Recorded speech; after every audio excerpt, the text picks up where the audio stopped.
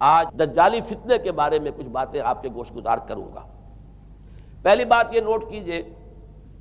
کہ یہ روایات صحیح مسلم میں بھی ہیں، جامع ترمذی میں بھی ہیں، سنن ابی داؤد میں بھی ہیں، سنن ابن ماجہ میں بھی ہیں، سنن نسائی میں بھی ہیں، مسند احمد ابن حنبل میں بھی ہیں۔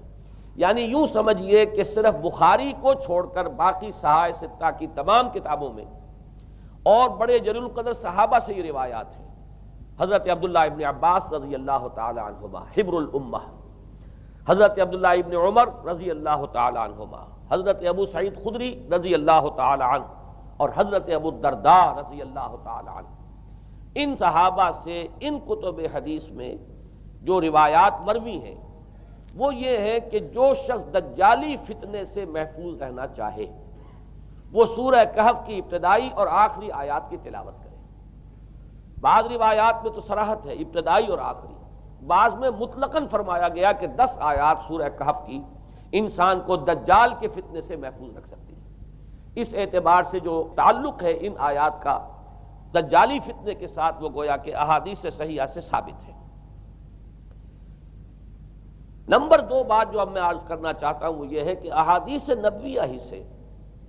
دجالی فتنے کے بارے میں جو باتیں ہمیں معلوم ہوتی ہیں وہ کیا ہے،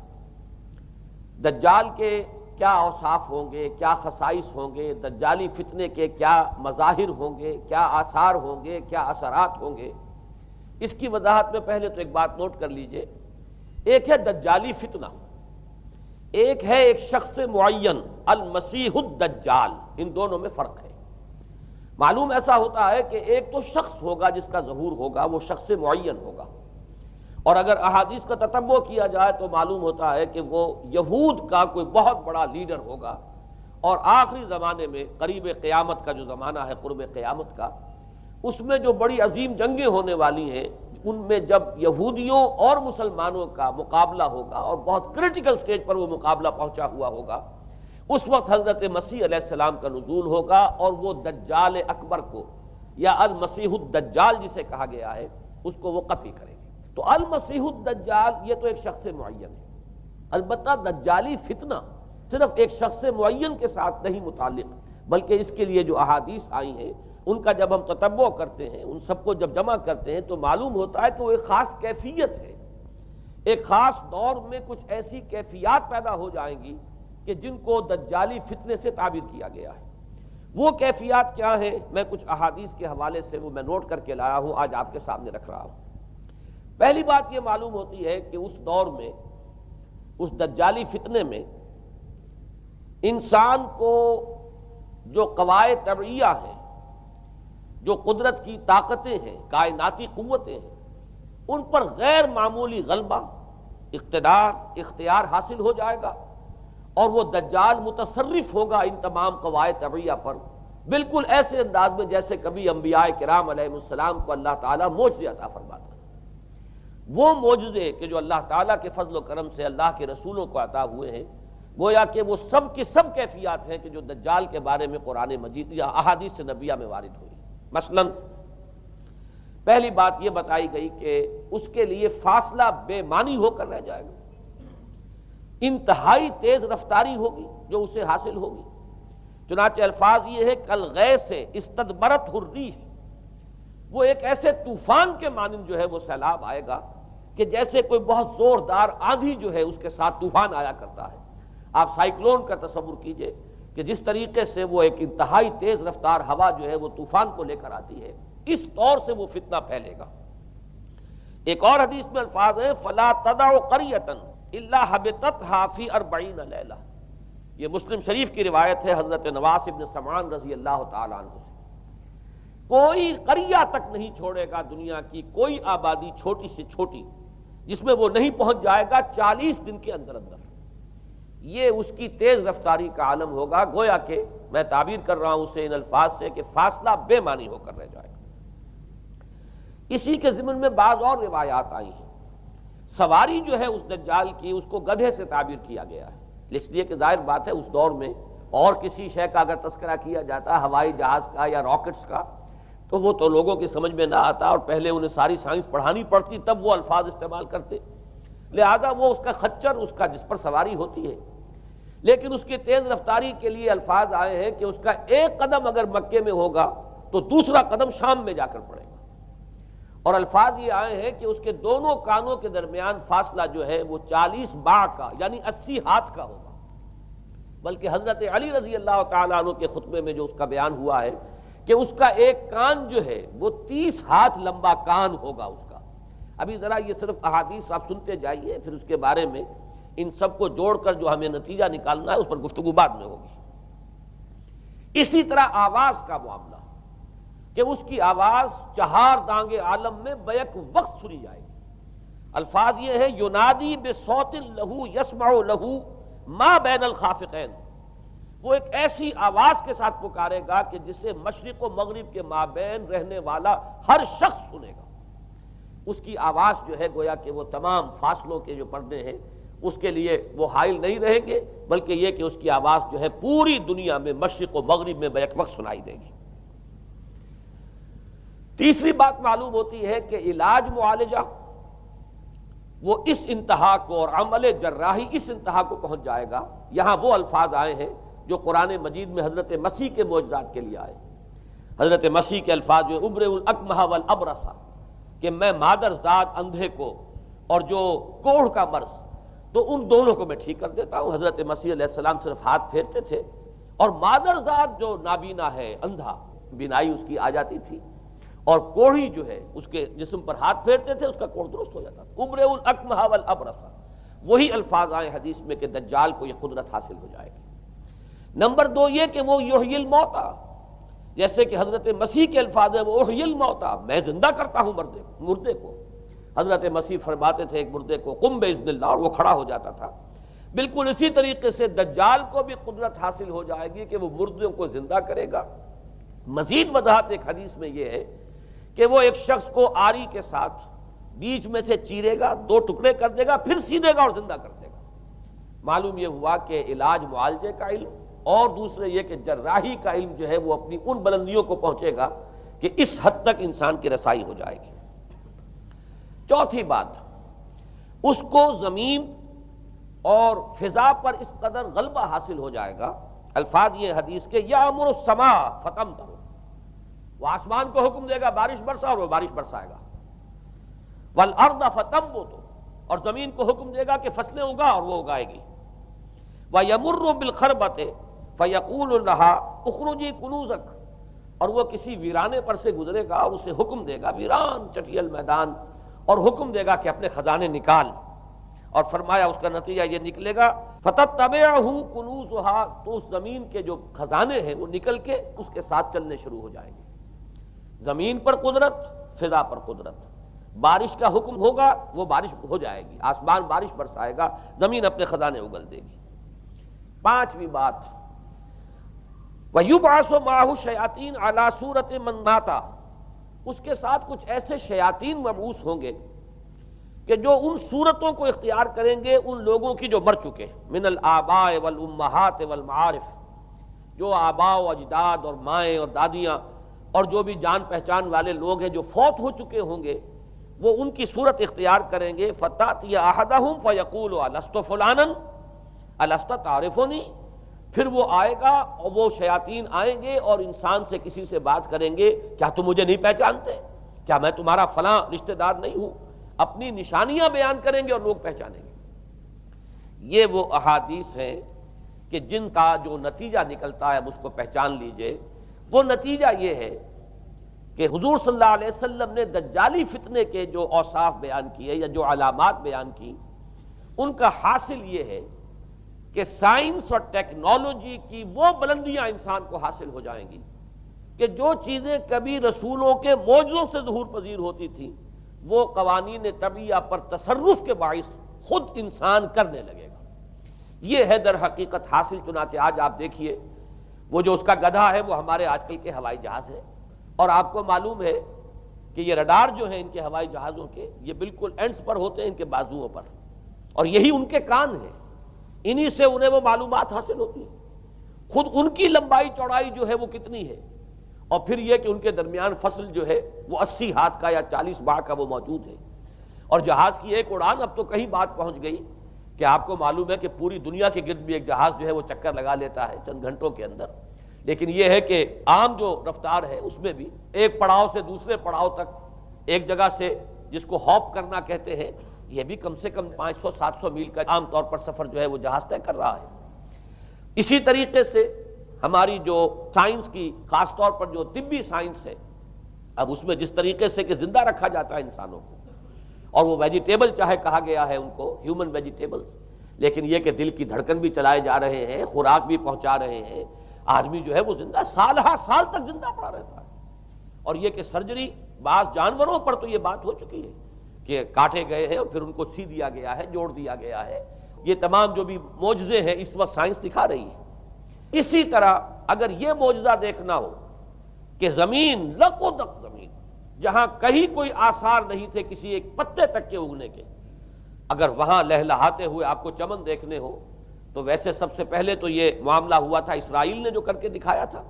لیکن اب تو آپ ابو ظبی چلے جائیے، سعودی عرب میں چلے جائیے۔ سعودی عرب کے اندر حال یہ ہے کہ آپ اگر ہوائی جہاز سے سفر کریں ریاض سے جدہ تک تو آپ کو جگہ جگہ بڑے سرکولر پیچز نظر آئیں گے جہاز سے، نہایت گرین، اور اس کے اندر جو ہے آرٹیفیشل اریگیشن کے ذریعے سے، اور بہت عمدہ وہاں کاشت ہو رہی ہے، اور بہت خوبصورت فارمز جو ہیں وہ تمام کے تمام سرکولر پیچز، اس لیے کہ جو اریگیشن ہوتی ہے وہ ان ویلز کے ذریعے سے ہوتی ہے کہ جو ایک سرکل میں چلتے ہیں اور پانی کی وہ آرٹیفیشل بارش جو ہے وہ ہوتی رہتی ہے۔ باقی یہ کہ فضا سے آرٹیفیشل رین، یہ تو بہت ہی سادہ سی بات ہے کہ فضا کے اندر ایٹماسفیرک کنڈیشنز کو ذرا تبدیل کیا جائے تو بارش آ جاتی ہے۔ اور باقی رہ گیا آواز کا یہاں سے وہاں جانا، وہ تو آواز ہی نہیں، اب تو آپ صورتیں دیکھ رہے ہیں۔ آپ کو نیو یارک میں بیٹھا ہوا خطاب کرے، آپ پوری دنیا کے اندر جہاں چاہیں، وہ آل ورلڈ اینٹینا آپ کے پاس صرف ہونا چاہیے، باقی یہ کہ آپ دنیا کے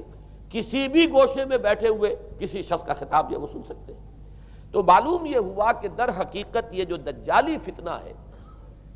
یہ جس کے اوصاف جو بیان کیے گئے، ابھی میں اس کو لفظ فتنہ سے تعبیر نہیں کر رہا، اسے جس چیز نے فتنہ بنایا وہ ابھی میں آپ سے عرض کروں گا،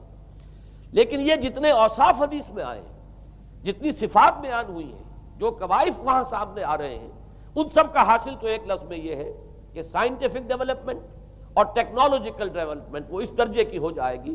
کہ قواعد طبیعیہ پر، فورسز آف دی نیچر پر انسان کو تصرف اور تسلط حاصل ہو جائے گا، اور وہ انہیں استعمال کرے گا، اور اس طریقے سے اس کے اندر وہ ساری کی ساری کیفیات جیسے کہ آج ہم دیکھ رہے ہیں اپنی نگاہوں کے سامنے وہ پیدا ہو جائیں گی۔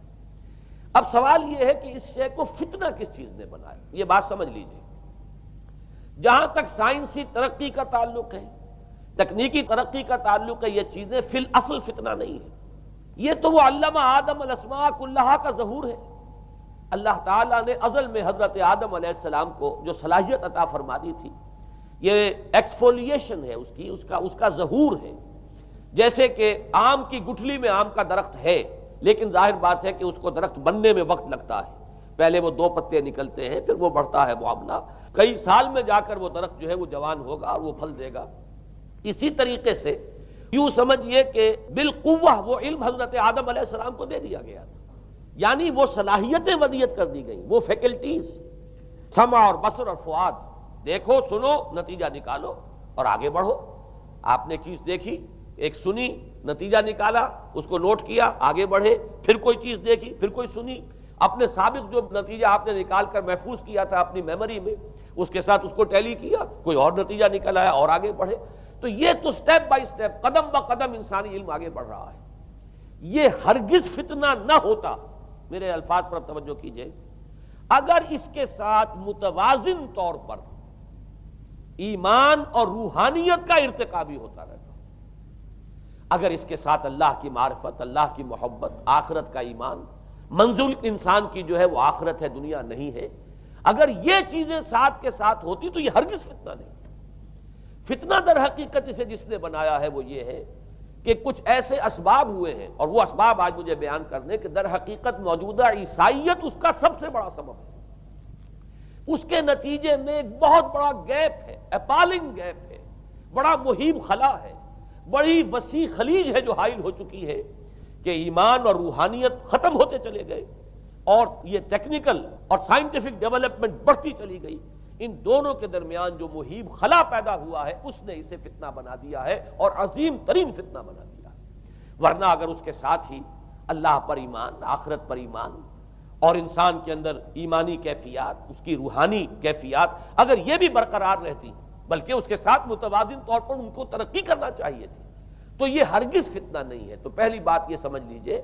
کہ اگرچہ دجالی فتنے کے جو صفات، اس کے اوصاف، اس کی علامات، اس کے مظاہر جو بھی حدیث کے ذریعے سے ہمیں معلوم ہے، جس کا میں نے ابھی آپ کے سامنے تذکرہ کیا، وہ سب در حقیقت تعبیر ہے اس دور کا جو محاورہ ہے، اس دور کی جو زبان ہے، اس دور میں جن الفاظ سے گفتگو کی جا سکتی تھی،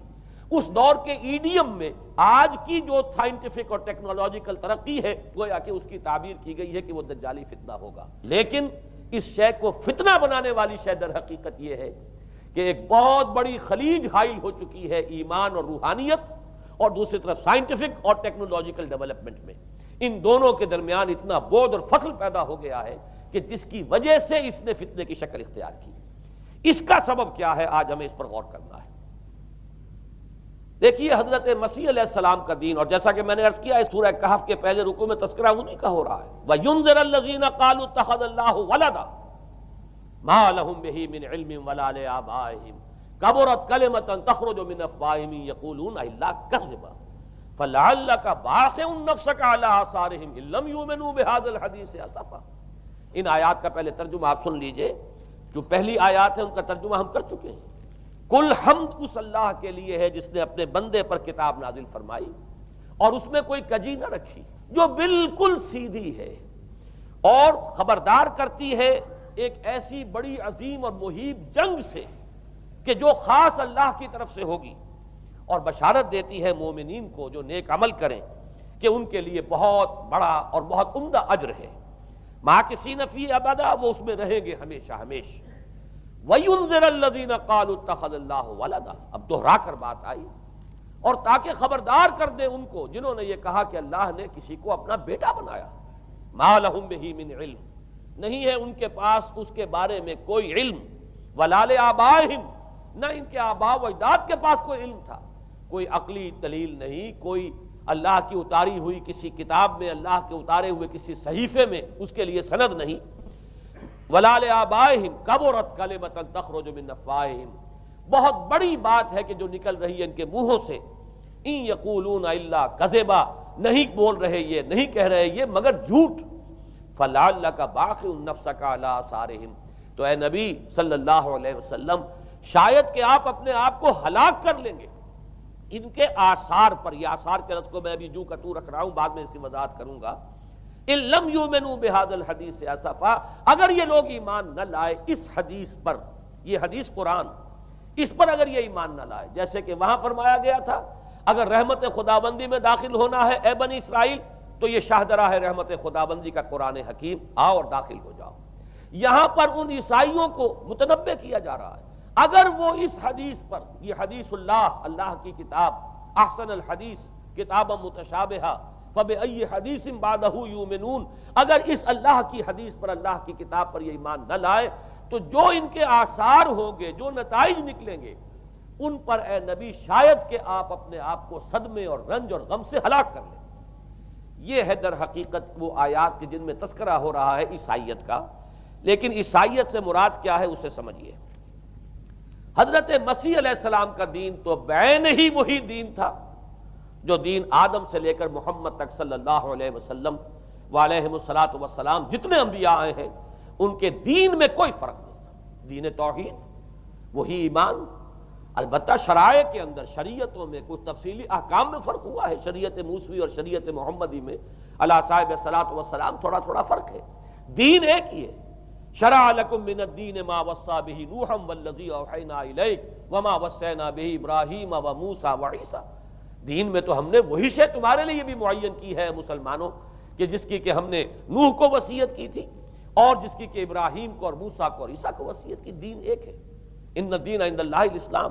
تو دین مسیحی بھی وہی تھا بعین ہی جو دین محمدی ہے اور دین موسوی ہے صلی اللہ علیہ وسلم علیہ الصلاۃ والسلام۔ البتہ حادثہ جو نہایت عظیم پیش آیا ہے اور وہ یہ ہے کہ ساؤل اس کا نام تھا پہلے، جس نے کہ اپنی زندگی میں حضرت مسیح علیہ السلام جب تک موجود تھے دنیا میں شدید انہیں تکلیفیں پہنچائیں، شدید ایذائیں پہنچائیں، ان کی مخالفت پر کمر بستہ رہا، لیکن اس کے بعد جب انہیں اٹھا لیا گیا، یا عیسائیوں کے عقیدے کے مطابق وہ سولی دیے گئے، اور اس کے بعد ان کا عقیدہ بھی یہ ہے کہ سولی پانے کے بعد پھر وہ زندہ ہو کر آسمان پر چلے گئے، جبکہ ہم یہ سمجھتے ہیں اور ہمارا ایمان ہے کہ انہیں سولی دی نہیں گئی، بلکہ انہیں تو پہلے ہی اٹھا لیا گیا تھا، ان کی جگہ کوئی اور ہے۔ انجیل برنباس نے یہ بات بالکل واضح کر دی کہ در حقیقت وہی حواریین میں سے جس نے کہ غداری کی تھی اور پکڑوایا تھا، مخبری کی تھی، وہی ہے جس کی شکل بنا دی گئی تھی حضرت مسیح علیہ السلام کے جیسی مانند، اور وہ شخص ہے کہ جو سولی چڑھا ہے۔ بہرحال عیسائیت اس وقت کی جو اس کا عقیدہ ہے اور جو ہمارا عقیدہ اور ایمان ہے، ان دونوں کی روح سے حضرت مسیح علیہ السلام آسمان پر اٹھا لیے گئے۔ اس کے بعد اس نے دین مسیحی میں نقب لگانے کے لیے، جو دین مسیح اصل دین اسلام تھا، اس کو کرپٹ کرنے کے لیے، ڈسرپٹ کرنے کے لیے، اس میں نقب لگانے کے لیے اس نے اپنے ایک مکاشفے کا ذکر کیا کہ میں آ رہا تھا سفر میں کہ مجھے حضرت مسیح نظر آئے ہیں آسمانوں میں، اور انہوں نے مجھے کہا ہے کہ اے ساؤل تو مجھے کیوں ستاتا ہے، اور تو اب فلاں جگہ جا اور میرے نام سے نبوت کر۔ اس کے بعد اس نے لبادہ اوڑھا عیسائیت کا، اور اس نے آ کر جس طرح عبداللہ ابن سبا نے محمد الرسول اللہ صلی اللہ علیہ وسلم کے دین میں نقب لگائی، اسی طریقے سے اس شخص نے دین مسیحی میں نقب لگائی۔ فرق یہ ہے کہ دین محمدی صلی اللہ علیہ وسلم، چونکہ یہ آخری دین تھا، اب کوئی اور رسول آنے والا نہیں تھا، اللہ تعالیٰ کی طرف سے اس دین کو، اس شریعت کو ایک پروٹیکشن حاصل ہے، لہذا ایک جزو کی حد تک گمراہی جو ہے پھیل سکی، کل پر محیط نہیں ہوئی۔ لیکن بدقسمتی سے دین مسیحی کے بارے میں یہ ہوا کہ کچھ عرصے تک تو کشمکش رہی ہے، اصل دین مسیحی پر بھی جو کاربند لوگ تھے اور جو اس کے اوپر مستقیم رہے وہ قائم کچھ عرصے تک رہے ہیں، لیکن ہوتے ہوتے تقریباً اس دور تک آ کر جب کہ حضور کی بعثت ہوئی ہے، اصل دین مسیحی کے ماننے والے تقریباً ختم ہو چکے تھے، شاذ لوگ رہ گئے تھے، اور ان میں بھی یہ جرت نہیں تھی کہ اپنے اصل دین کا وہ اظہار کر سکے، بلکہ ہوتے ہوتے ان 600 سالوں کے اندر یہ ہوا کہ وہی پالزم جو ہے در حقیقت اس نے ہی مسیحیت کی شکل اختیار کر لی۔ یہ پالزم جو ہے یہ ہے در حقیقت، یوں سمجھیے کہ ادیان عالم کی تاریخ میں سب سے زیادہ گمراہ کن مذہب، جس کا رد عمل پیدا ہوا ہے یورپ میں، جس نے کہ اس دجالی فتنے کی شکل اختیار کی ہے۔ میں یہ چاہتا ہوں کہ اس کے ضمن میں چند باتیں آج آپ کے سامنے رکھوں۔ پال نے جو دین مسیحی میں یا دین اسلام میں جو صحیح دین ہے اللہ کا،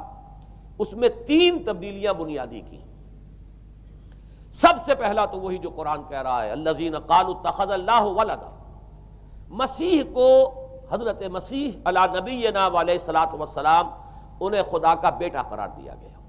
اور اس میں بھی نوٹ کیجئے، بیٹے کے لیے عربی زبان میں 2 لفظ ہیں، ابن اور ولد۔ ابن کا لفظ ذو معنیین ہے، 2 معنی ہیں اس کے، ابن بیٹے کو بھی کہتے ہیں، اور ابن کا کوئی معنوی تعلق بھی ہو سکتا ہے، صرف بیٹا نہیں۔ ابن السبیل مسافر کو کہتے ہیں، راستے کا بیٹا، یعنی چونکہ راستے کے ساتھ اس کا ایک تعلق ہے، راستہ چل رہا ہے، وہ تو ابن السبیل ہے۔ ابن الوقت، وقت کا بیٹا، وہ وقت کا بیٹا اس معنی میں نہیں ہے، بلکہ یہ ہے کہ جو ہر وقت جو ہے حالات کے مطابق گرگٹ کی طرح اپنا رنگ بدلتا چلا جائے، چلو تم ادھر کو ہوا ہو جدھر کی، وہ ابن الوقت ہے۔ تو ابن الوقت اسی طریقے سے جو میں نے دوسری مثال دی ہے، ان کو اگر آپ سامنے رکھیں گے تو معلوم یہ ہوا کہ ابن کے تو دونوں معنی ہو سکتے ہیں، لیکن ولد یہ بالکل مخصوص ہے اولاد کے معنی میں۔ ولد یہ تو گویا کہ صلبی اولاد، اور عیسائیت وہ ہے مذہب کہ جس نے کہ بدترین شرک کی صورت اختیار کی ہے، اور ان کے ہاں عقیدے میں یہ الفاظ ہیں کہ مسیح اللہ کا، خدا کا صلبی بیٹا ہے، تاکہ کوئی شک نہ رہ جائے کہ کوئی اور نسبت ہے جسے ابن سے تعبیر کیا گیا، کوئی اور تعلق ہے جس کے لیے یہ لفظ اختیار کیا گیا، صلبی کا لفظ استعمال کیا گیا ہے کہ یہ خدا کا صلبی بیٹا ہے۔ اور یوں سمجھیے اب اس کا جو نتیجہ نکلا کہ بیٹا اگر کسی کا ہے تو ظاہر بات ہے کہ وہ ہم جنس ہے، ہم نوع ہے اپنے باپ کا۔ انسان کا بیٹا انسان ہوگا، سید زادہ جو ہے سید کا بیٹا سید ہوگا، مغل کا بیٹا مغل ہوگا، گھوڑے کا بیٹا گھوڑا ہوگا، گدھے کا بیٹا گدھا ہوگا۔ معلوم یہ ہوا کہ بعین ہی جو کچھ باپ ہوتا ہے وہی بیٹا ہوتا ہے۔ لہذا اس لفظ نے در حقیقت شرک کی بدترین صورت اختیار کی کہ بالکل اللہ کے برابر، اللہ کا ہم نوع، گویا کہ بدترین شرک جو ہے شرک فی الذات ہے، اور شرک فی الذات کی بدترین صورت یہ ہے کہ جو عیسائیت میں آئی ہے کہ حضرت مسیح علیہ السلام کو اللہ کا صلبی بیٹا قرار دیا گیا۔ اب اس کے نتیجے میں چونکہ ظاہر بات ہے کہ آخر بائبل بھی موجود تھی، اس بائبل کو ایک دم کیسے ختم کر دیتا سینٹ پال کہیں یا بہرحال میں تو لفظ سینٹ اس کے ساتھ استعمال نہیں کرنا چاہتا، لیکن چونکہ ہمیں یہ ہدایت ہے قرآن مجید کی بھی کہ جو باطل معبود بنا لیے جاتے ہیں انہیں بھی ہم کوئی ان کے لیے توہین والے الفاظ استعمال نہ کریں، لہذا میں یہ لفظ استعمال کر رہا ہوں، ورنہ جی تو چاہتا ہے کہ کوئی اور لفظ اس کے لیے استعمال کیا جائے، لیکن جو بھی اس وقت دنیا میں اس کا معروف نام ہے سینٹ پال، تو اس نے چونکہ ظاہر بات ہے کہ پوری بائبل کو کیسے ختم کر دیتا، ایک دم تورات کو کیسے ختم کر دیتا، تورات تو آج تک چلی آ رہی ہے بائبل کے ساتھ ملی ہوئی، the old testament the new testament, یہ دونوں مل کر بائبل بنتی ہے، لہذا اب گورکھ دھندا بنانا پڑا انہیں، وہ تثلیث والا گورکھ دھندا، 3 میں 1 1 میں 3، توحید بھی ہے تثلیث بھی ہے، 3 میں 1 1 میں 3، اور یہ وہ شے ہے کہ جس نے عقیدے کا تعلق عقل سے منقطع کر دیا، اس سے سمجھ میں آنے والی بات ہی نہیں، 3 میں 1 1 میں 3 ایک گورکھ دھندا ہے۔ نتیجہ انہوں نے یہ نکالا کہ ڈوگما در حقیقت اس کا عقل سے کوئی تعلق نہیں، ڈوگما بس عقیدہ ہے، اور اس عقیدے ہی کے اوپر سارے دین کی بنیاد ہے، باقی وہ عقل میں آئے نہ آئے، عقل کے لیے قابل قبول ہو یا نہ ہو، یہ بات اچھی طرح سمجھ لیجئے کہ اگرچہ ہمارے ہاں بھی ہم بھی یہ بات کہتے ہیں کہ بہت سے حقائق جو ہیں کائنات کے وہ ایسے ہیں کہ جن تک عقل کی رسائی نہیں ہے اس کے لیے ہم مجبور ہیں، محتاج ہیں وحی کی ہدایت کے، لیکن 2 چیزوں میں فرق کیجئے، ایک ہے عقل سے ماورا ہونا اور ایک ہے عقل کے خلاف ہونا، ان دونوں چیزوں میں زمین و آسمان کا فرق ہے۔ ایک وہ حقائق ہے کہ جو عقل از خود ان تک رسائی حاصل نہیں کر سکتی، لیکن جب وہ سامنے آتے ہیں تو عقل تسلیم کرتی ہے کہ ہاں یہ بات سمجھ میں آتی ہے۔ ایک وہ چیزیں ہیں کہ جن کو عقل تسلیم نہیں کرتی، تو ایک ہے مخالف عقل، ایک ہے ورائے عقل، ان دونوں میں زمین و آسمان کا فرق ہے۔ ہمارے دین میں تو عقل کو اپیل کیا گیا ہے، لعلکم تعقلون، لعلہم یعقلون اولو الالباب الذین یعقلون۔ اب ظاہر بات ہے کہ عقل کو ہاتوا برہانکم ان کنتم صادقین، لاؤ دلیل اپنی، تو دلیل سے عقل سے اپیل کی گئی، اور اس میں وہ رشتہ جو میں نے کئی مرتبہ بیان کیا علامہ اقبال کے اشعار کے حوالے سے کہ عقل گو آستاں سے دور نہیں، اس کی قسمت میں پر حضور نہیں، اور گزر جا عقل سے آگے کہ یہ نور چراغ راہ ہے منزل نہیں ہے، منزل تک تو عقل نہیں پہنچائے گی لیکن راستہ تو دکھاتی ہے، اور جب کہ وحی کی روشنی سامنے آتی ہے تو عقل اس کی تصدیق کرتی ہے۔ یہ ہے ہمارا موقف اور یہ ہے عقلی معقول موقف، لیکن عیسائیت نے، بلکہ کہنا چاہیے پالزم نے، مجھے یہاں پر لفظ عیسائیت اب استعمال کرنا نہیں چاہیے اس لیے کہ حضرت عیسیٰ سے اب اس کی نسبت نہیں رہی، حضرت عیسیٰ سے اس کی نسبت جو ہے یہ مس نومر ہے، یہ غلط نام ہے۔ دی 100 کا مصنف جو ہے ڈاکٹر مائیکل ہارٹ، اس نے یہ بہت بڑی بات کہی، اس نے کہا در حقیقت موجودہ جو عیسائیت ہے اسے پالزم کہنا چاہیے، یہ پالزم ہے، کرسچینٹی نہیں ہے، اس لیے کہ در حقیقت حضرت مسیح علیہ السلام کی تعلیم جب تک وہ دنیا میں تھے وہ یہ نہیں تھی کہ جو پال نے دی، البتہ اس نے پال کو بہت بڑا شخص مانا، اس میں کوئی شک نہیں، اس لیے کہ اس شخص نے تاریخ کے ایک دھارے کا جو ہے وہ رخ موڑ دیا ہے، اللہ تعالیٰ کے صحیح دین کو گویا کہ قلع قمع کر کے ایک نیا دین اس طریقے سے پھیلایا ہے کہ آج بھی شاید دنیا میں کثیر ترین تعداد عیسائیت ہی کے نام لیواؤں کی ہے، واللہ عالم، یا شاید گوتم بدھ کے ماننے والوں کی ہے، بہرحال یہ کہ بہت بڑی تعداد میں آج حضرت مسیح علیہ السلام کی طرف جو منسوب ہے غلط طور پر دین، اس کے نام لیوا دنیا میں ہے، اس اعتبار سے وہ یقیناً اس کا تو حق رکھتا ہے کہ اس کا نام بھی اس کتاب میں آئے کہ جس نے تاریخ کے اوپر اثرات اپنے پیدا کیے ہیں۔ اور حضرت مسیح علیہ السلام جب تک دنیا میں تھے عیسائیت کی حقیقت بنی اسرائیل یا یہودیت کے ایک فرقے سے زیادہ نہیں تھی، ڈیٹیچ نہیں ہوا تھا یہ دین حضرت موسیٰ علیہ السلام کے دین سے، لیکن یہ کہ پال نے اسے بالکل ایک مستقل بذات ایک جدا گانا دین کی شکل دے دی ہے، تو یہ پالزم ہے۔ پالزم نے در حقیقت سب سے پہلا کام یہ کیا کہ عقل سے بالکل تعلق منقطع کر دیا، عقیدہ ڈوگما جو ہے وہ خلاف عقل، جو بات عقل میں آئے نہ آئے بس ماننی ہے۔ تو پہلی تو یوں سمجھیے کہ نقب جو لگی ہے دین کے اندر وہ اس تثلیث کے حوالے سے، اور تثلیث کا گورکھ دھندا خلاف عقل، لہذا ڈوگما کی جو کا لفظ جو استعمال ہوا ہے کہ بس اس کو تو ہم مانیں گے چاہے وہ عقل کے لیے قابل قبول ہو چاہے نہ ہو۔ دوسرا اس سے بھی زیادہ آپ دیکھیے ایک سے ایک بڑھ کر اینٹ رکھی جا رہی ہے، خشت اول چونے حد میں مار کج تاثریہ میر ود دیوار کج۔ دوسرا کفارے کا عقیدہ جو مبنی ہے صلیب کے عقیدے پر، مسیح نے انتہائی ذلت کی موت، یعنی صلیب کی موت جو ہے وہ خود کہتے ہیں کہ انتہائی ذلت کی موت ہے۔ یہ ذلت کی موت کا پیالہ اس لیے پیا تاکہ اس کے ماننے والوں کی طرف سے کفارہ ادا ہو جائے۔ مسیح کفارہ ادا کر چکا ہے، اب جو شخص بھی مسیح کو مان لے گا اس کی گویا کہ نجات ہو گئی، اس کا عمل سے کوئی تعلق نہیں۔ عمل ہو نہ ہو، بد کردار ہو، اچھا کردار والا ہو، نیک ہو، بھلا ہو، جیسا بھی ہو، برا ہو، بدماش ہو، لچا ہو، لفنگا ہو، مسیح کو مان لے، صرف ماننے پر، اس لیے کہ مسیح تو اس کی طرف سے کفارہ پیش کر چکا۔ سارے گناہوں کا کفارہ جو ہے مسیح نے انتہائی ذلت آمیز موت جو ہے قبول کر کے گویا کہ اپنے ماننے والوں کے تمام گناہوں کا کفارہ دے دیا ہے۔ یہ دوسرا عقیدہ۔ اس کا نتیجہ کیا نکلا؟ تثلیث نے عقل سے تعلق توڑ دیا تھا مذہب کا، اس نے عمل سے تعلق توڑ دیا۔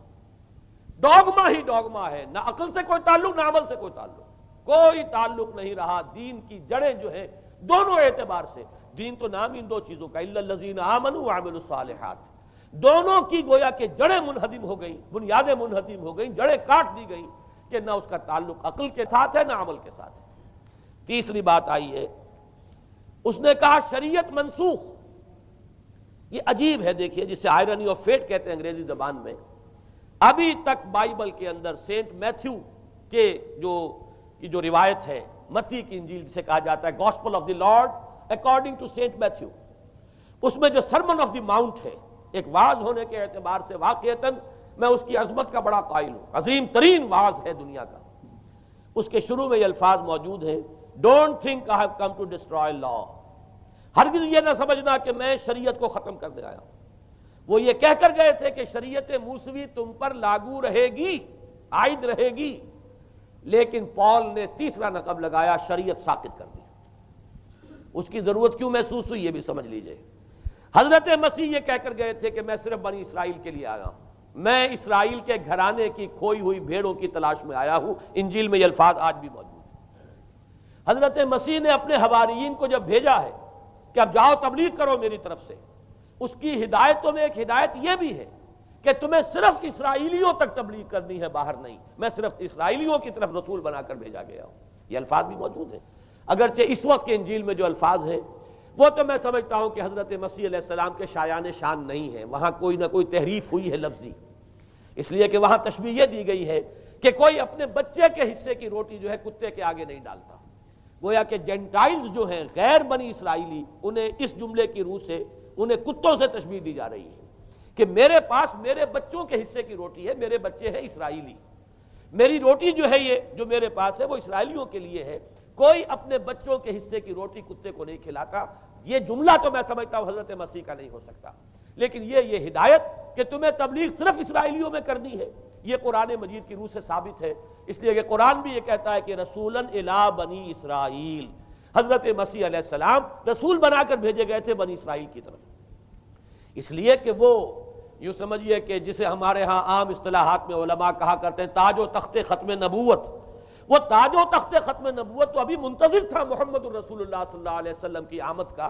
کہ وہی آئیں گے تو انہی کی بعثت ہوگی پوری نوع انسانی کی طرف۔ آپ سے پہلے کسی رسول کی بعثت پوری نوع انسانی کی طرف نہیں ہوئی بشمول حضرت مسیح علیہ السلام۔ ہر جو ہے رسول جو آیا ہے آپ سے پہلے اپنی اپنی قوموں کی طرف آیا ہے، لیکن اس پال نے کیا کیا؟ پہلے تو یہ اصول توڑا، ہم اس دین مسیحی کی یا جو پالزم ہے اس کی اب تبلیغ کریں گے غیر اسرائیلیوں میں بھی۔ وہاں انہیں دقت پیش آئی، شریعت موسوی بڑی بھاری شریعت ہے، اب وہ بھاری شریعت جو ہے اس کو قبول کرنا تو لوگوں کے لیے آسان نہیں ہے۔ انہوں نے یہ کیا کہ یہ شریعت تم پر ساقط، شریعت کا بوجھ تم پر نہیں، برڈن آف لا یہ تمہارے لیے نہیں ہے۔ اور میں یہاں مثال دے دینا چاہتا ہوں، بین ہی تاریخ نے اپنے آپ کو دہرایا ہے۔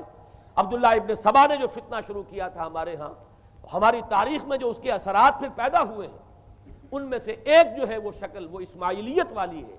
کہ اسماعیلیت نے بھی بین ہی یہی شکل اختیار کی ہے۔ ہندوستان میں آ کر جب اسماعیلی داعیوں نے جب تبلیغ کی ہے تو شریعت ساقط کر دی۔ آج آپ کو جو اسماعیلی ملیں گے ان کے ہاں کوئی شریعت نہیں ہے، کوئی نماز نہیں، مسجد ان کی ہوتی نہیں، جماعت خانہ ہوتا ہے، وہ کلب گھر ہے، آتے ہیں جمع ہوتے ہیں، کھانا کھاتے ہیں، اللہ اللہ خیر صلی اللہ کو باتیں چیتیں کرتے ہیں، ان کے اوپر شریعت ہے ہی نہیں، نہ روزہ ہے نہ نماز ہے۔ اور بین ہی وہی جو اختیارات میں ابھی آپ کو بتاؤں گا کہ جو پوپ کے ہیں، وہی ان کے امام حاضر کے اختیارات ہیں۔ بہرحال تیسری نقب جو میں نے عرض کیا آپ سے وہ یہ تھی کہ شریعت منسوخ، اس کا نتیجہ کیا نکلا؟ اب دیکھیے ذرا غور کیجئے، ایک بہت بڑا خلا پیدا ہو گیا، وہ خلا کون پر کرے گا؟ شریعت کے بارے میں سارے اختیارات اب پوپ کو حاصل تھے، وہ جس چیز کو چاہے حلال کر دے، جس چیز کو چاہے حرام کر دے،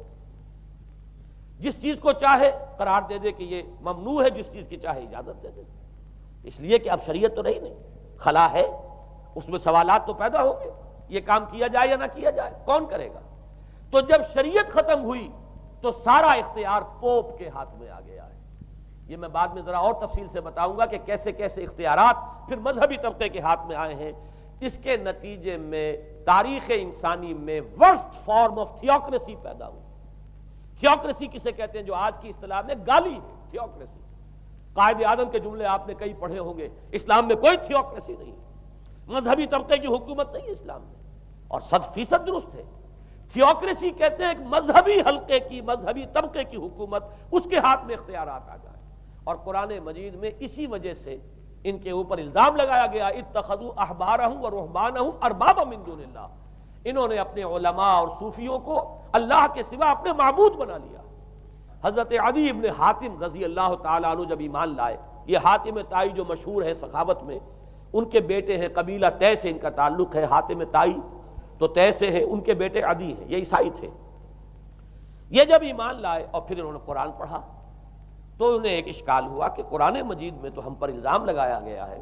کہ اتخذوا احبارهم ورهبانهم اربابا من دون اللہ، تو عرض کیا انہوں نے، ڈرتے ڈرتے عرض کیا ہوگا حضور کی خدمت میں کہ حضور یہ بات تو کچھ درست نہیں معلوم ہوتی، ہم نے تو کبھی اپنے علماء اور رہبان کو خدا نہیں سمجھا، وہ اس مغالطے میں تھے کہ جب تک سجدہ نہ کیا جائے شاید خدا نہیں مانا گیا۔ حضور نے پوچھا کیا ایسا نہیں ہے کہ جس چیز کو وہ حلال کہہ دیں تم حلال مان لیتے ہو، جس چیز کو حرام کہتے ہیں حرام مان لیتے ہو؟ جی ہاں یہ تو ہے، یہی تو فرمایا اربابا من دون اللہ ہے۔ تحلیل و تحریم کا اختیار صرف اللہ کے ہاتھ میں،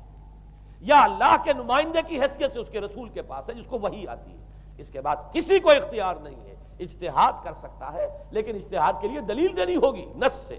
کتاب اللہ سے کوئی دلیل لاؤ، سنت رسول اللہ سے کوئی دلیل لاؤ، استنباط کرو، عقل سے بات کرو، لیکن یہ ہے کہ تحلیل و تحریم یہ خدائی اختیار ہے، اللہ کے ہاتھ میں اس کا اختیار ہے، اور اللہ کے نمائندے کی حیثیت سے زیادہ یہ اللہ کے رسولوں کے ہاتھ میں اختیار آتا ہے، اس کے علاوہ کسی کے لیے نہیں۔ کسی اور کے لیے یہ مان لیا گیا تبھی تو ان کو خدا بنا لیا گیا۔ اسی معنی میں آج کی جمہوریت جو ہے وہ بدترین شرک ہے کہ یہاں یہ تسلیم کیا جاتا ہے کہ ساورنٹی جو ہے وہ عوام کی ہے، ساورنٹی آف دی پیپل۔ کیا معنی ہے؟ کہ عوام کے نمائندے جو چاہیں قانون بنا دیں، جس چیز کو چاہیں حلال ٹھہرائیں، جس چیز کو چاہیں حرام ٹھہرائیں، ان کے پاس حلت و حرمت کے جو پورے اختیارات ہیں ان کے پاس آ گئے۔ یہی تو خدائی مقام ہے، خدا کا مقام دے دیا گیا، اس سے بڑا شرک کیا ہوگا؟ در حقیقت حاکمیت غیر اللہ اس دور کا سب سے بڑا شرک ہے۔ تو وہاں یہ حق جو ہے دے دیا گیا علماء کے ایک طبقے کو، پوپ کو، تو گویا کہ تاریخ انسانی کی بدترین تھیوکریسی،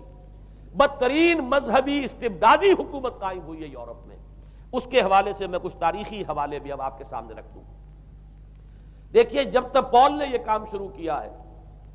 تو تقریباً 3 صدیوں تک تو یہ صرف ایک مذہبی تبلیغ کا کام ہوا ہے۔ انہوں نے کوششیں کی، محنتیں کی، پیغام پہنچایا، اور جیسا کہ میں عرض کر چکا ہوں اس وقت تک گڈمٹ تھے،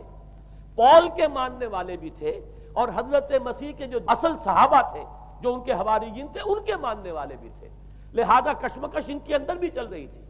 لیکن ظاہر بات ہے کہ حضرت مسیح کے اصل حواریین وہ تو اول تو یہ کہ اپنی گفتگو رکھ رہے تھے محدود بنی اسرائیل تک، نمبر 2 یہ کہ انہوں نے تو شریعت کو ساقط نہیں مانا۔ جنگل کی آگ کی طرح جو مسیحیت پھیلی ہے وہ پالزم والی مسیحیت ہے، اس لیے کہ اس میں تو کوئی شریعت کا کوئی بوجھ نہیں، کوئی حلال نہیں، کوئی حرام نہیں، کوئی نماز نہیں، کوئی روزہ نہیں، لہذا یہ تیزی کے ساتھ پھیلی ہے۔ اور 300 برس تک تو ایک کشمکش جو ہے جاری رہی، انہوں نے تبلیغیں کی، مصائب جھیلے، کشمکش اندر بھی چلی باہر بھی چلی۔ لیکن اس کے بعد قیصر روم کانسٹنٹائن، قسطنطین جسے کہتے ہیں، جس کا یہ قسطنطنیہ ہے، کانسٹنٹائن، اس نے یہ محسوس کیا بالکل اکبر کی طرح، جیسے اکبر نے محسوس کیا تھا کہ میری مملکت کے اندر یہ مذہبی تصادم جو ہے یہ سب سے بڑی یوں سمجھیے کہ انسٹیبلٹی کا سبب ہے، لہذا ان تمام مذہبوں کو ایک ہاون دستے میں ڈال کے کوٹ پیس کر ایک بناؤ. وہ جو دین اکبری یا دین الہی جو اس نے کیا تھا اس سیاسی مصلحت کی وجہ سے کہ یہ ہندو مسلم تصادم اور دوسرے مذاہب کا ٹکراؤ جو ہے وہ ہندوستان کو ایک سیاسی وحدت اور ایک اپنی سیاسی عظمت کی طرف پیش قدمی کرنے کا جو راستہ ہے اختیار کرنے سے روکتا ہے. لہذا یہ کام کیا جائے. یہی قسطنطین نے کیا. اس نے جب دیکھا بڑی کشمکش چل رہی ہے اس نے خود عیسائیت اختیار کر. عیسائیت کون سی اختیار کی؟ پالیزم والی. ظاہر بات ہے اس کے لیے بھی اصل عیسائیت اختیار کرنا جو ہے مشکل تھا. پالیزم والی. اور اس کے بعد یہ اب اسٹیٹ کی جو مشینری تھی، جو طاقت تھا، جو دباؤ تھا، اس کے حوالے سے اب یہ مسیحیت جو ہے پورے رومن امپائر کے اندر اب یہ بڑی تیزی کے ساتھ جس کو کہنا چاہیے اس کا ایک نظام قائم ہوا اور جو مذہبی طبقہ تھا اس کا اقتدار مستحکم ہو گیا. اس کے باوجود 200 برس اور گزرے. یونان چونکہ بہت بڑا مرکز تھا علم کا، فلسفے کا، سائنس کا، حکمت کا. آپ کو معلوم ہے یہ تمام ارسطو ہو، افلاطون ہو، یہ سب یونان کے ہیں. ارشمیدس ہو، یہ تمام کے تمام جو بھی ہے تو سائنس اور فلسفہ دونوں اس کا گہوارہ یونان تھا. یونانی حکماء اعتراض کرتے تھے. لہذا سن 529 اس کو نوٹ کر لیجئے. جسٹینین ایک قیصر تھا اب قسطنطین کے 200 برس بعد. اس نے اپنی پوری مملکت میں فلسفہ اور سائنس کی تعلیم حرام قرار دی. کوئی نہ فلسفہ پڑھ سکے گا نہ سائنس. جو فلسفہ پڑھے گا اس کو مرتد قرار دے دیا جائے گا اور زندہ آگ میں جلا دیا جائے گا. انکوزیشن کورٹس قائم ہوئی. وہ صرف مذہبی عدالتیں اس لیے قائم ہوتی تھی کہ جس کے بارے میں معلوم ہو جائے کہ یہ فلسفہ پڑھتا ہے یا یہ سائنس پڑھتا ہے. اس لیے کہ فلسفہ اور سائنس دونوں جڑ کاٹتے ہیں اس ڈوگما کی. وہ ڈوگما جو پالیزم والا ڈوگما ہے اس کی جڑ کھودنے والی ہیں دونوں چیزیں. اور چونکہ وہ دونوں عقل کو اپیل کرتی ہیں، یہ ڈوگما عقل کے متضاد ہے. لہذا مذہب کا تحفظ اسی طرح ہو سکتا ہے کہ اب ان دونوں کو بالکل ممنوع قرار دے دیا جائے. یوں سمجھیے کہ تقریباً 1000 برس تک یورپ میں، چونکہ سب سے بڑی امپائر یہی تھی، یورپ میں فلسفہ اور حکمت اور یہ سائنس کی تعلیم ممنوع رہی. یہ ہے در حقیقت سب سے پہلا کام جو جسٹینین نے کیا 529 میں. اس کے بعد آگے چل کر پوپ کا جو اقتدار ہے وہ اتنا زبردست بنا ہے. پوپ کو اختیار حاصل ہو گیا جس چیز کو چاہے وہ قانون کا درجہ دے دے. اس لیے کہ شریعت تو ہے نہیں، خلا پوپ کون کرے گا؟ پوپ کو کرے گا. پوپ کو اختیار حاصل ہو گیا وہ جس کے گناہ چاہے معاف کر دے. اب دیکھیے اگرچہ ویسے تو گناہ پہلے ہی معاف ہو گئے کہ جس نے مسیح کو مان لیا گناہ تو معاف ہو گئے اگلے پچھلے سب، لیکن یہ کہ پھر بھی ایک خلش رہ جاتی ہے انسان کے دل میں، چونکہ ایک اخلاقی حص انسان کے اندر اللہ نے پیدا کی ہوئی ہے. جب کوئی شخص کرتا ہے، کوئی بدکاری کرتا ہے، کوئی چوری کرتا ہے، ڈاکہ ڈالتا ہے، تو وہ جو ایک کانشنس ہے وہ جو پرک کرتا ہے اس کو بھی ختم کرنے کے لیے اگر پوپ یا کارڈینل یا اس کے کسی نمائندے کے سامنے جا کر اعتراف گناہ کر لو اور کچھ اس کی مٹھی گرم کرو، کچھ ہدیہ پیش کرو، تو توبہ نامہ، معافی نامہ تمہیں دے دیا جائے گا. اور وہ جو چیز ہے وہ تمہارے لیے سند ہے کہ کوئی تم سے باز پرس تمہارے گناہ کی نہیں ہو سکے. پھر ان کی قیمتیں تھیں، ان کے لیے بڑی بڑی جو ہے ہدیے مقرر کیے گئے تھے. تیسری چیز بائبل کا اول تو یہ کہ مفہوم جو ہے وہ کوئی سند نہیں ہے، اس لیے کہ بائبل ہانٹ کر رہی تھی نا. اولڈ ٹیسٹمنٹ بھی ہے، یہ حضرت مسیح کی یہ 4 انجیلیں بھی ہیں، یہ تعلیم کچھ اور ہے. لہذا بائبل جو ہے وہ سند نہیں ہے. سند پوپ کا جو ہے فرمان وہ سند ہے. بائبل کی شرح کرنے کی، بائبل کی طرف سے کوئی دلیل لانے کی کسی کو کوئی حق حاصل نہیں. یہ جبر تھا، یہ تشدد تھا یورپ میں. یہ وہ دور تھا جب کہ اسلام پھیل رہا تھا. میں نے اس لیے آپ سے کہا تھا، نوٹ کرایا آپ کو، 529 میں جسٹینین کا یہ فرمان ہے. 571 میں حضور کی ولادت ہو رہی ہے، وہی صدی ہے. اور 630 کے آس پاس، بلکہ 629 کے آس پاس سلطنت روما کے ساتھ مسلمانوں کا ٹکراؤ شروع ہوا ہے. تو یہ تاریخی ان کو ریلیشن جو ہے ذہن میں رکھیے. جس وقت مسلمان آئے اور 200-300 برس جو ان کے عروج کے ہیں، اس وقت آپ کو معلوم ہے کہ تقریباً 6 صدیاں ہو چکی تھی کہ یورپ بالکل جس کو کہا جاتا ہے ڈارک ایجز، انتہائی تاریکی، مذہبی جبر اور استبداد، اس کے سوا کچھ نہیں.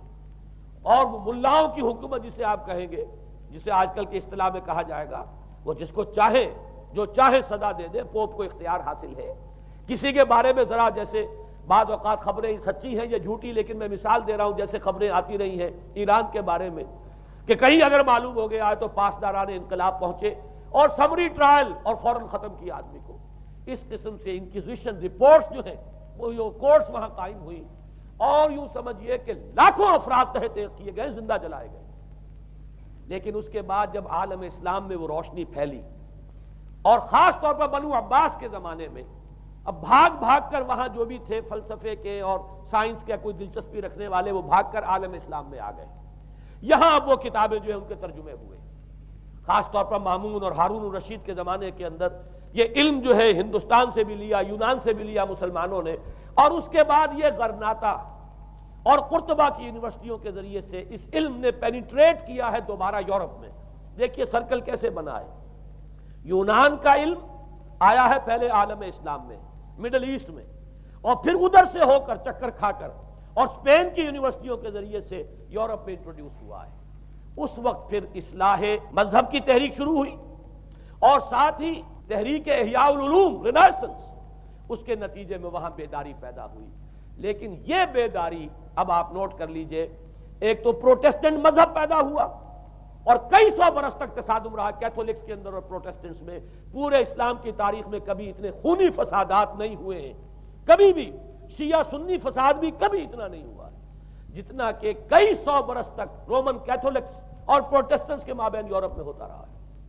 بلکہ اس میں تو ایسے ایسے واقعات آتے ہیں کہ لگ بھگ 10 لاکھ افراد جو ہیں وہ ختم ہوئے ہیں. یہ آپس کا تصادم جو تھا، پروٹیسٹنٹ مذہب جو پیدا ہوا اصلاح مذہب کی تحریک کے ذریعے سے، اور وہ رومن کیتھولک پاپائیت والا نظام، ان کے درمیان جو تصادم ہوا، 10 لاکھ کی تعداد بتائی جاتی ہے کہ آدمی مارے گئے. بلکہ فرانس کا ایک شہر ہے، وہاں تو 19 دن تک مسلسل قتل عام کیا گیا پروٹیسٹنٹس کا، اور وہاں حاملہ عورتوں کے جو ہے پیٹ چاک کر کے بچے نکال کر ان کو بھی جو ہے ختم کیا گیا ہے. یہ سارا ظلم جو ہے وہاں ہوا ہے، تصادم ہوا ہے. اس کے نتیجے میں آپ خود سوچئے کہ کس قدر نفرت پیدا ہوئی عوام کے اندر مذہب سے. اس کے ساتھ ہی اب وہ علم شروع ہوا، سائنس شروع ہوئی. لہذا علم اور سائنس دونوں کی جڑ میں مذہب سے شدید نفرت پیدا ہو. یہ ہے وہ سبب کہ جس نے یہاں سے راستے علیحدہ کر دیے. اور مذہب چونکہ جبر کرتا ہے، مذہب چونکہ عقل کے اوپر بیڑیاں بٹھاتا ہے، پہرے بٹھاتا ہے، بیڑیاں ڈالتا ہے، اور مذہب چونکہ تشدد کرتا ہے، لہذا مذہب کے خلاف ایک نفرت، ایک ریئیکشن. یہ ہے اس ساری سائنسی ارتقاء اور سائنٹیفک اور ٹیکنالوجیکل جو ڈیولپمنٹ ہوئی ہے، اس کی جڑ میں مذہب سے نفرت جو ہے اس کے بیج بو دیے گئے. اور یہ 200-250-300 سال میں اب یہ جو تناور درخت بن کر آیا ہے کہ ایک طرف سائنس کی ترقی، ٹیکنالوجی کی ترقی آسمان کو چھو رہی ہے. آج انسان چاند کے اوپر تو انسان کے قدم جو ہے پہنچ چکے ہیں،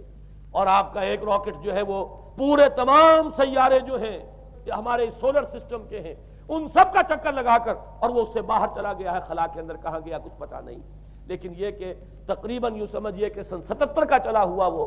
اور 12 برس تک اس نے سفر طے کیا ہے، اور کم سے کم سولر سسٹم کا جو ہے اس نے پورا جو ہے احاطہ کیا ہے. اور جو میں نے آپ کو وہ احادیث سنائی ان کے حوالے سے بات کیا سمجھ میں آئی کہ یہ سائنٹیفک، ساری کی ساری سائنٹیفک ڈیولپمنٹ، یہ ٹیکنالوجیکل ڈیولپمنٹ،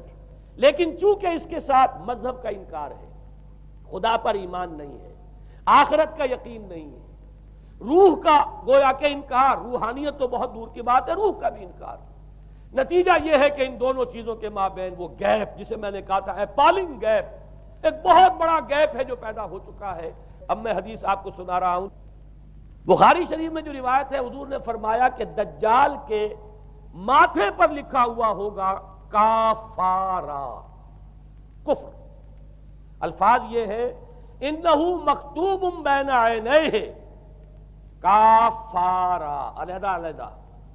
یقرأہ کل مومن کاتب او غیر کاتب. وہ اس طرح نمایاں لکھا ہوا ہوگا کہ ہر شخص اسے پڑھ لے گا، چاہے وہ لکھنے والا ہو چاہے نہ ہو، لکھا پڑھا ہو چاہے نہ ہو. یعنی اس تہذیب کے پیشانی پر کفر لکھا ہوا ہے.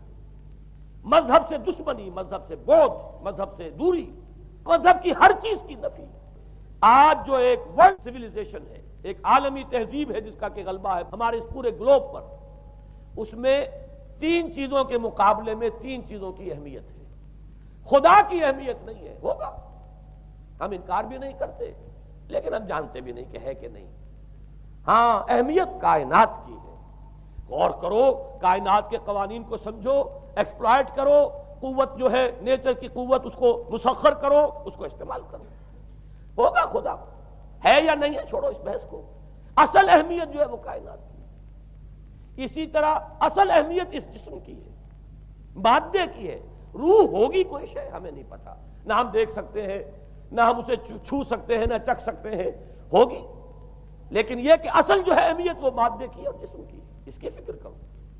اسی طریقے سے حیات دنیاوی،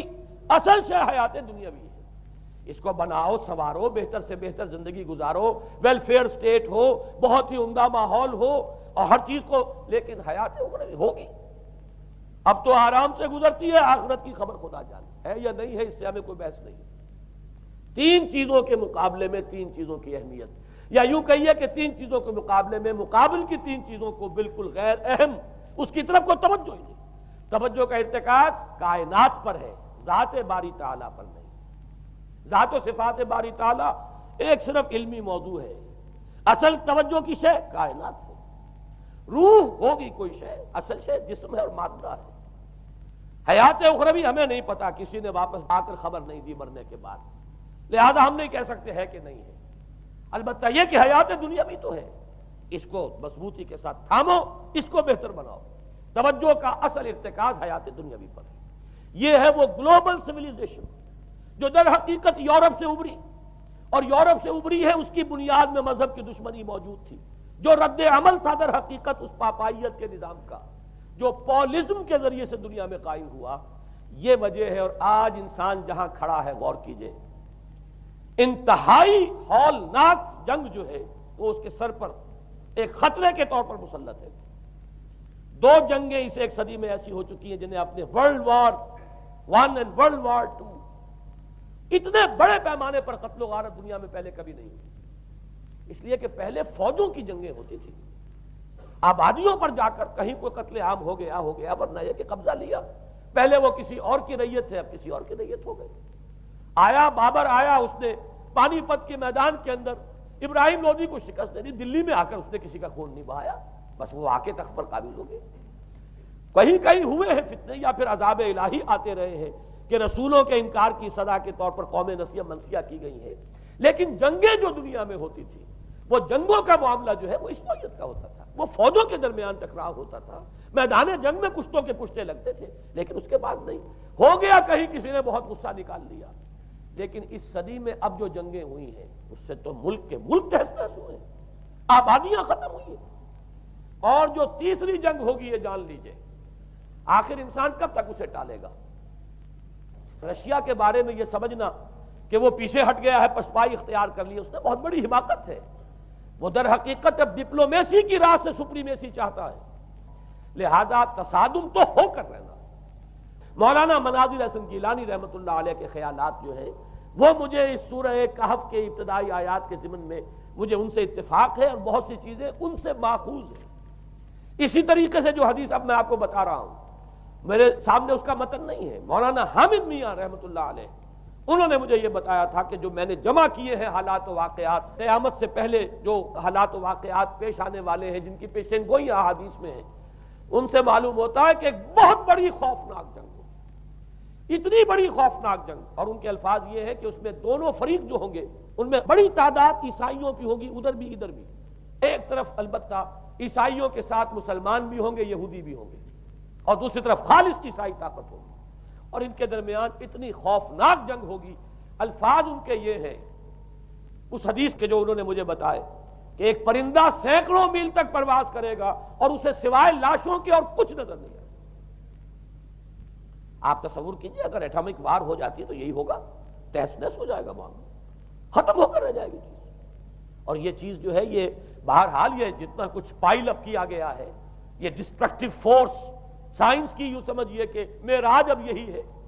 اب تو سٹار وارز کی باتیں ہو رہی ہیں کہ صرف زمین پر نہیں، باہر بھی یہ جنگیں ہمیں لڑنی پڑیں گی، لیکن یہ کہ اس کا کیا حال ہوگا۔ امریکہ میں ایک پکچر تیار کی گئی تھی، دی ڈے آفٹر غالباً اس کا نام ہے، اس میں ایک نقشہ دکھایا گیا ہے اس قدر ہولناک کہ یہ 100 اور اونچی منزلہ عمارتیں جو ہے یہ ایسے جیسے کہ کچے گھروں میں ہوتے ہیں، ایسے وہ پگھل کر رہ جائیں گی، اور یوں سمجھیے کہ انسان جو ان کے اندر ہوں گے، ایک ایک منزل کے اندر، ایک ایک ایسی 100 منزلہ عمارت کے اندر ہزاروں آدمی ہوتے ہیں، جیسے کہ کوئی ایسی کالونی ہو کوئی ان کی چیونٹیوں کی، اور اس پوری کالونی کو آپ اپنے پاؤں سے مسل دیں، ایسے انسانوں کا حال ہوگا اگر وہ جنگ ہو جاتی جس کا نقشہ کھینچا گیا ہے۔ یہ ہے در حقیقت وہ بات کہ جو مولانا مناظر حسن گیلانی فرما رہے ہیں ان آیات مبارکہ میں، وَيُنذِرَ الَّذِينَ قَالُوا اتَّخَذَ اللَّهُ وَلَدًا، تاکہ خبردار کر دے یہ قرآن ان لوگوں کو جنہوں نے کہا ہے کہ اللہ نے بیٹا بنایا، بدترین شرک کا جنہوں نے ارتکاب کیا، اور اسی ولدیت مسیح کے عقیدے سے وہ ساری کرپشن جو ہے دین خداوندی کی، دین مسیحی کی اصل جو دین تھا اس کی جو ہوئی ہے، اور اس کے نتیجے میں آج نوع انسانی وہاں کھڑی ہے۔ اسی لیے آیت نمبر 2 میں فرمایا وَيُنذِرَ بَأْسًا شَدِيدًا مِّن لَّدُنْهُ، تاکہ خبردار کر دے ایک بہت بڑی جنگ سے۔ ہمارے اکثر مفسرین نے یہاں پہ ایک بہت بڑا عذاب کہہ کر جو ہے وہ گزر گئے ہیں، لیکن واحد یہ لفظ ہے قرآن مجید کا یہ مقام ہے جہاں لفظ باس آیا ہے، اور مولانا مناظر حسن گیلانی نے بحث کی باس تو جنگ کو کہتے ہیں، قرآن مجید میں جہاں بھی یہ لفظ آیا جنگ کو کہتے ہیں۔ تو ایک بہت بڑی ہولناک جنگ جس کے لیے فرمایا من لدنہ، یہ تمہارے اپنے پیمانوں پر نہیں آئے گی، یہ تمہارے حساب کتاب میں نہیں آ سکتا جو ڈسٹرکشن ہوگی، جیسے کہ آپ علم لدنی کہتے ہیں۔ ایک علم وہ ہے جو جانے بوجھے طریقے سے حاصل کیا جاتا ہے، ایک علم لدنی ہے جو خاص اللہ تعالیٰ اپنے کسی بندے کو عطا فرما دے۔ اس جنگ کی جو ہلاکت خیزی ہے وہ تمہارے حساب کتاب میں آنے والی نہیں ہے۔ لِيُنذِرَ بَأْسًا شَدِيدًا مِّن لَّدُنْهُ وَيُبَشِّرَ الْمُؤْمِنِينَ الَّذِينَ يَعْمَلُونَ الصَّالِحَاتِ أَنَّ لَهُمْ أَجْرًا حَسَنًا مَّاكِثِينَ فِيهِ أَبَدًا۔ البتہ اللہ تعالیٰ بچائے گا اپنے اہل ایمان بندوں کو جو نیک عمل پر بھی قائم۔ اب میں وہ حدیثیں آپ کو سنا دوں، میں نے پہلے بخاری کی حدیث آپ کو سنا دی کہ اس پورے فتنے کے معلوم ہوگا کہ اس کی دونوں آنکھوں کے مابین کافارا لکھا ہوا ہے کفر، گویا کہ یہ سمبل ہے، یہ علم ہے، یہ علامت ہے اس جدید موجودہ تہذیب کی، کفر، الحاد، مادہ پرستی، خدا کا انکار، آخرت کا انکار، روح کے وجود کا انکار۔ اس کے بعد فرمایا یہ ابو داؤد کی روایت ہے، فواللہ، تو خدا کی قسم وہ وقت جب آئے گا، ان الرجل لیاتیہ وہو یحسب انہ مومن، ایک شخص حاضر ہوگا اس کے پاس، دجال کے پاس، اور وہ شخص اپنے آپ کو مومن سمجھتا ہوگا کہ مومن ہے، فیتبعہ بما یبعث بہ الشبہات، لیکن جو شبہات اس فتنے کی وجہ سے اس کے اندر پیدا ہو جائیں گے اس کی وجہ سے وہ بھی اسی کی پیروی کرے گا۔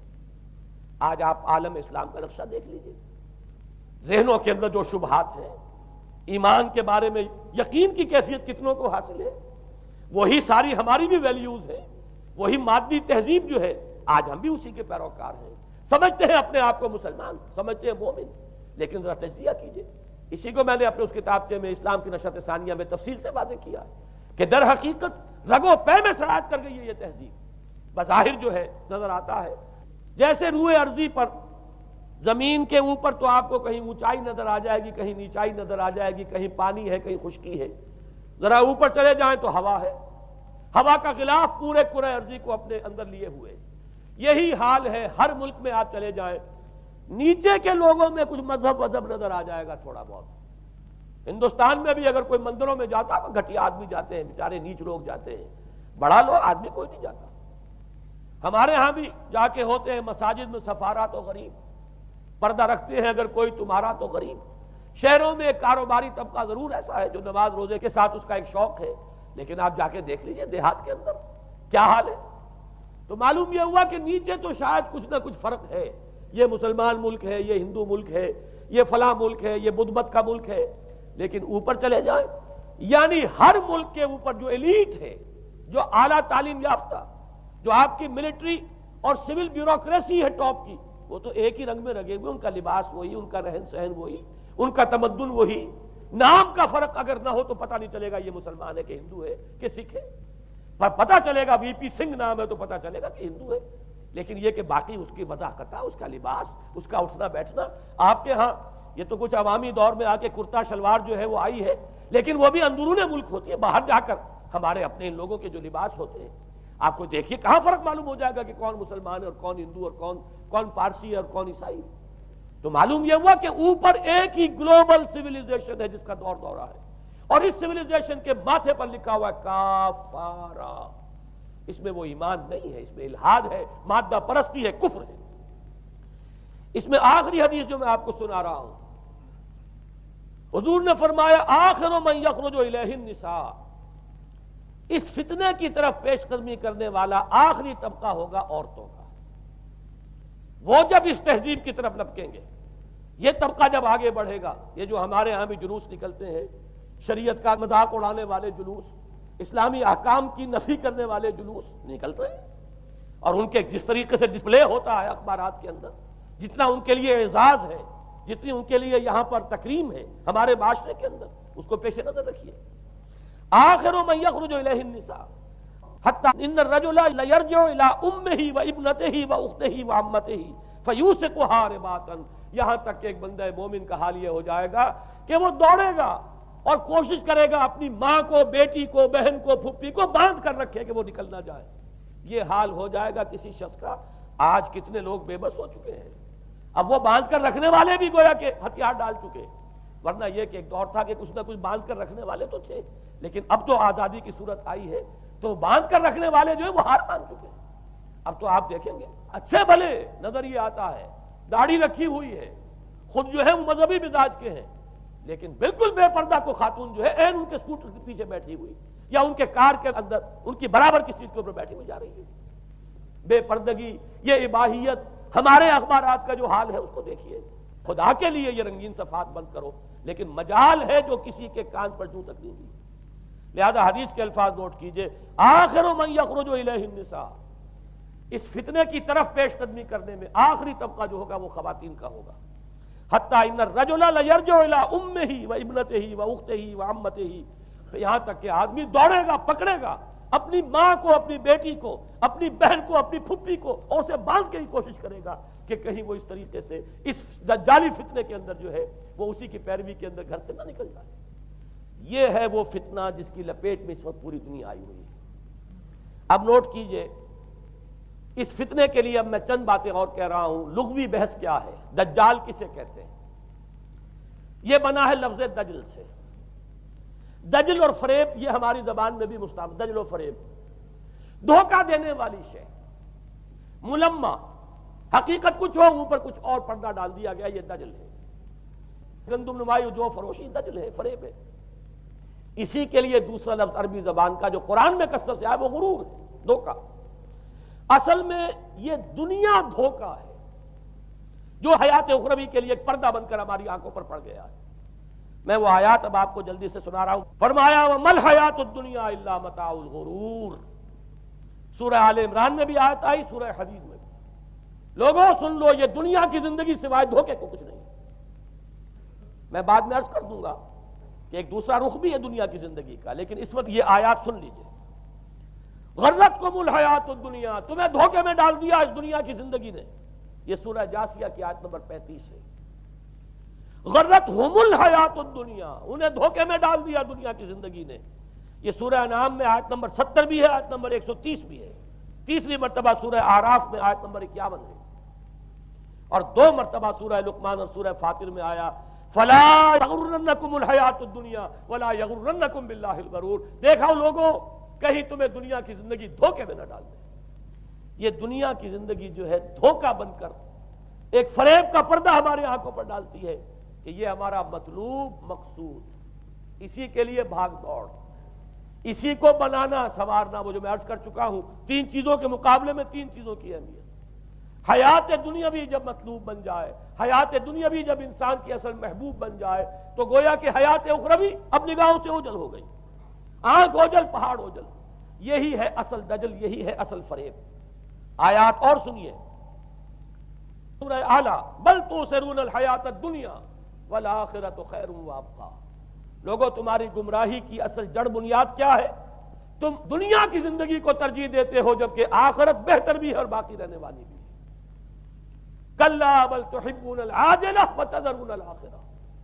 کوئی نہیں، تمہارا اصل مرض یہ ہے کہ تم اس عاجلہ سے جو موجود ہے، سامنے ہے، نقد ہے، اس سے محبت کرتے ہو اور آخرت کو تم نے تج دیا ہے، چھوڑ دیا ہے۔ یہ سورہ قیامہ اور اس سے اگلی سورت جو ہے وہ آپ کے علم میں ہے، سورۃ الدہر، اس میں فرمایا گیا ان هؤلاء يحبون العاجلة ويذرون وراءهم يوما ثقيلا، ان لوگوں کا اصل مرض یہ ہے، یہ اس عاجلہ کو پسند کرتے ہیں، اس سے محبت کرتے ہیں، اور پیچھے وہ جو بھاری دن آنے والا ہے اس کا خیال انہوں نے دل سے نکال دیا۔ یہ ہے در حقیقت اصل فساد، اصل فتنہ، اصل گمراہی، 100 خرابیوں کی جڑ ایک خرابی۔ اب اسی کا ایک نتیجہ نکلتا ہے، یہ دنیا جتنی حسین بنتی چلی جائے گی اتنا ہی فتنہ شدید سے شدید تر ہوتا چلا جائے گا۔ یہاں جتنی آسائشیں ہوں گی اتنا ہی آپ پر غفلت کا پردہ طاری ہو جائے گا۔ اور آپ کو معلوم ہے کہ اس پوری سائنٹیفک جو بھی ڈیولپمنٹ ہے اس کا حاصل کیا ہے؟ یورپ میں جائیے واقعتاً دنیا بڑی حسین بن چکی ہے، امریکہ میں جائیے واقعتاً بہت حسین دنیا ہے، ابو ظبی میں جائیے بڑی حسین نظر آئے گی دنیا، کارنیشس جس طریقے کے آباد ہیں۔ یہ دنیا کا حسن جتنا بڑھے گا اتنا ہی یہ آنکھوں پر اور بھاری پردہ ڈال دے گی، آخرت سے آپ کو غافل کر دے گی۔ یہی دجل ہے، یہی فریب ہے، یہی فتنہ دجالی ہے۔ یہی وجہ ہے، دیکھیے یہ جو آیات آج میں بیان کر رہا تھا اس میں آخر میں فرمایا انا جعلنا ما علی الارض زینۃ اللہ لنبلوہم ایہم احسن عملا۔ ہم نے اس زمین کے اوپر جو کچھ ہے اسے اس کا بناؤ سنگھار بنا دیا ہے، زینت بنا دیا ہے، تاکہ ہم جانچیں، پرکھیں، امتحان لیں کون ہے اچھے عمل کرنے والا۔ یعنی رخ روشن کے آگے شمع رکھ کر وہ یہ کہتے ہیں ادھر جاتا ہے دیکھیں یا ادھر پروانہ آتا ہے۔ اللہ تعالیٰ نے اسی امتحان میں ہمیں ڈالا ہے۔ اس دنیا کی یہ زینت ہے، زیبائش ہے، آرائش ہے، چمک دمک ہے، یہاں کی رونقیں ہیں،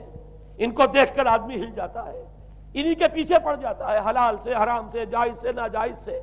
صحیح سے غلط سے، جس طرح بھی ہو یہ رونقیں میں بھی زیادہ سے زیادہ اپنے گھر میں لے آؤں، میں بھی اپنے ہاں وہ آسائشیں فراہم کر لوں، میں بھی یہ تمام چیزیں جو ہے جمع کر لوں۔ اسی کے لیے انسان اپنا نہ صرف یہ کہ پوری زندگی کا اثاثہ اسی میں انویسٹ کر بیٹھتا ہے، بلکہ دیانت، شرافت، ان سب کو بھی داؤ پر لگا دیتا ہے۔ انا جعلنا ما علی الارض زینۃ اللہ لنبلوہم ایہم احسن عملا۔ ہم نے زمین کے اوپر جو کچھ ہے اسے اس کا زیور بنا دیا ہے، سنگھار، تاکہ ہم ذرا آزمائیں ان کو کہ آیا یہاں کے ہی اسی حسن کے اندر، اسی رعنائی کے اندر گم ہو کر رہ جاتے ہیں، یا اس حسن ازلی وہ اللہ تعالیٰ کا جلال و جمال یہ اس کے طالب بنتے ہیں۔ یہ ہے در حقیقت امتحان۔ اسی کو جیسے کہ حدیث میں بھی آیا تھا، شروع کی آیات اور آخری آیات، آخری رکوع میں فرمایا قل هل ننبئکم بالاخسرین اعمالا، اے نبی ان سے کہیے کیا ہم تمہیں بتائیں اپنی زندگی کی جد و جہد میں، بھاگ دوڑ میں سب سے زیادہ خسارے میں کون رہے؟ الذین ضل سعیہم فی الحیاۃ الدنیا وہم یحسبون انہم یحسنون صنعا، وہ لوگ کہ جن کی بھاگ دوڑ، جن کی محنت، جن کی کوشش وہ دنیا کی زندگی ہی میں بھٹک کر رہ گئی،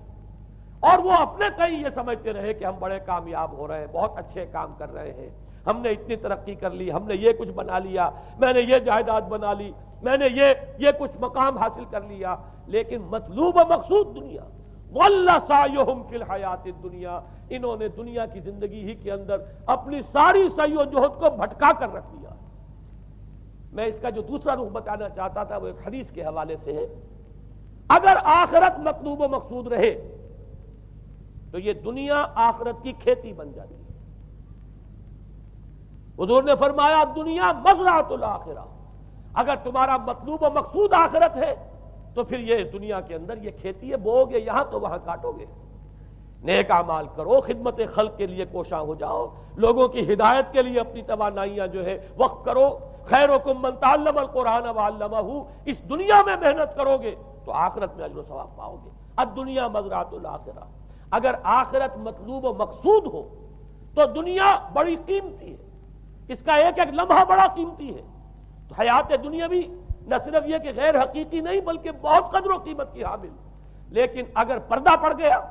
آخرت نگاہوں سے اوجھل اور دنیا ہی مطلوب و مقصود، تو یہ دھوکے کی ٹٹی ہے۔ وَمَا الْحَيَاةُ الدُّنْيَا إِلَّا مَتَاعُ الْغُرُورِ، نہیں ہے دنیا کی زندگی مگر دھوکے کا سامان۔ غرتہم الحیات الدنیا، غرتکم الحیات الدنیا، لا تغرنکم الحیات الدنیا، دیکھنا یہ دنیا کی زندگی کہیں تمہیں دھوکے میں نہ ڈال دے۔ آخری بات عرض کر رہا ہوں، یہی وجہ ہے سورہ بنی اسرائیل میں بھی آخری لفظ جو پہلے رکوع میں وہ کیا تھا؟ وَأَنَّ الَّذِينَ لَا يُؤْمِنُونَ بِالْآخِرَةِ أَعْتَدْنَا لَهُمْ عَذَابًا أَلِيمًا. اور وہ لوگ، نوٹ کر لیجئے وہ آیات، إِنَّ هَذَا الْقُرْآنَ يَهْدِي لِلَّتِي هِيَ أَقْوَمُ وَيُبَشِّرُ الْمُؤْمِنِينَ الَّذِينَ يَعْمَلُونَ الصَّالِحَاتِ أَنَّ لَهُمْ أَجْرًا كَبِيرًا وَأَنَّ الَّذِينَ لَا يُؤْمِنُونَ بِالْآخِرَةِ أَعْتَدْنَا لَهُمْ عَذَابًا أَلِيمًا. یہاں پر ایمان بالآخرہ جو ہے اس کو اہمیت دی گئی ہے. جو لوگ آخرت پر یقین نہیں رکھتے ان کے لیے ہم نے دردناک عذاب فراہم کیا. اور یہاں پر بھی جیسا کہ سامنے آ گیا، سورہ کہف جو ختم ہو رہی ہے جن مضامین پر، وہ بھی وہی آیات ہیں جن کے بارے میں حدیث میں آیا ہے کہ دجالی فتنے سے محفوظ کرنے میں ان کی بڑی تاثیر ہے. قل هل ننبئكم بالاخسرين اعمالا الذين ضل سعيهم في الحياة الدنيا وهم يحسبون انهم يحسنون صنعا اولئك الذين كفروا بآيات ربهم ولقائه فحبطت اعمالهم فلا نقيم لهم يوم القيامة وزنا. یہ وہ لوگ ہیں جنہوں نے اپنی رب کی آیات کا انکار کیا ہے، جن کی دنیا ہی مطلوب و مقصود بن کر رہ گئی ہے. چاہے وہ کہیں ہم قرآن کے ماننے والے ہیں اور محمد کے عاشق ہیں صلی اللہ علیہ وسلم، اولئک الذین کفروا بآیات ربہم ولقائہ فحبطت اعمالہم ولا نقیم لہم یوم القیامۃ وزنا ذالک جزاؤہم جہنم بما کفروا واتخذوا آیاتی ورسلی ہزوا. یہ وہ لوگ ہیں کہ جنہوں نے ہمارے رسولوں اور ہماری آیات کا ٹھٹھا اڑایا ہے. اس لیے کہ رسول کہہ رہے ہیں اصل منزل آخرت کی ہے، تم بنائے ہوئے دنیا کو مطلوب و مقصود. تو لاکھ زبان سے عشق رسول کے دعوے کرو، اپنے عمل سے در حقیقت رسول کی تکذیب کر رہے ہیں. اللہ تعالی ہمیں ان سے محفوظ رکھے اور اصل حقیقت ہماری نگاہوں پر منکشف ہو، اور یہ دنیا ہماری نگاہوں پر پردہ نہ پڑ کر رہ جائے، آخرت سے اور اللہ سے ہمیں محجوب نہ کر دے. اس لیے کہ یہی اصل دجالی فتنہ ہے، اور ان سے بچنے کے لیے محمد الرسول اللہ صلی اللہ علیہ وسلم کے فرمان کے مطابق سورہ کہف